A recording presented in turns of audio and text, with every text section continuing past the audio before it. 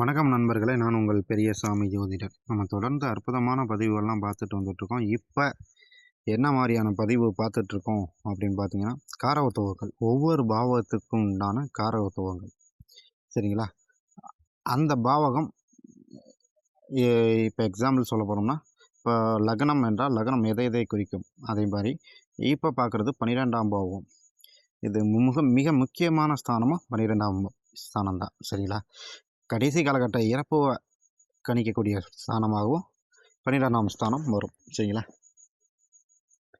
சரி, அந்த 12ஆம் இடம் அதான் இறப்பை மட்டும்தான் குறிக்குதா, இல்லை வேறு எதையும் குறிக்குதா அப்படின்னு பார்க்குறதுக்கு நம்ம என்னென்ன காரகத்துவம் இருக்குன்னு அப்படியே நமக்கு தெரிஞ்ச வகையில் பார்க்கலாமே. அதாவது நம்ம எவ்வளோ செலவு பண்ணுறோம், அதாவது விரயம். சரிங்களா? செலவு, எதிரியோட நிலை, அழிவு, சிதைவு, நகரம், இடது கண், படுக்கை, சிறைவாசம், தரம் குறைதல், ஒழுக்கக்கேடு, முற்றிலுமாக கைவிடுதல், இறப்பு, இறுதியின் நிலை, நஷ்டம், தோல்வி, தண்டனை, அழுத்துதல், பிடிவாதம், அடங்காத நிலை, தூண்டுதல், வற்புறுத்துதல், இரண்டாவது மனைவி, தூக்கத்தில் கனவு வருதல், மன உளைச்சல், தூக்கத்தில் எழுப்புதல், மன அமைதியின்மை, வலி நிவாரணம், கடன் தீருதல், தந்தை வழி சொத்துக்கள், ராஜ்யத்தை இழத்தல்,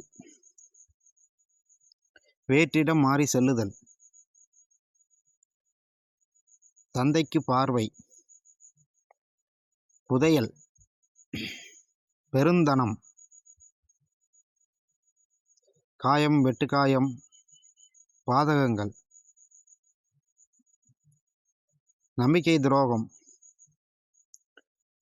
பெரும் செலவு, மோட்சம் அடைதல், விடுதலை பெறுதல், வெளிநாட்டு பயணம், வெளிநாட்டில் உத்தியோகம், யாகம் செய்தல், தீர்த்த யாத்திரை செல்லுதல், இல்லற சுகம், சிற்றின்ப சுகம்,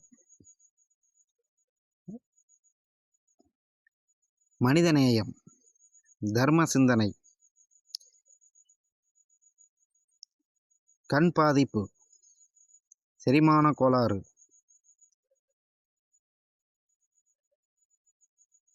கணக்கு வழக்குகளில் தகராறு, ஞாபக சக்தி இழத்தல், விற்பனை செய்தல், கலைகளில் ஆர்வம் வருதல்,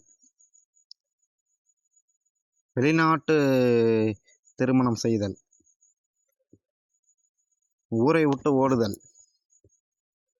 உயர்கல்வியில் தடை, ஜோதிட ஆராய்ச்சி, சுரங்க ஆராய்ச்சி, மண்ணுக்குள் கிடைக்கும் அனைத்து பொருட்களும் உண்டு. சரிங்களா?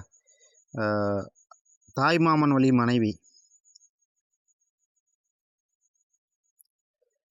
பூர்வீகம் விட்டு வெளியேறுதல், இது போன்ற காரத்துவங்க, இது போன்ற விஷயங்களே அதை ஃபஸ்ட்டு பார்க்கலாம். இதை வச்சே கண்டுபிடிச்சிடலாம் எல்லாத்தையும்.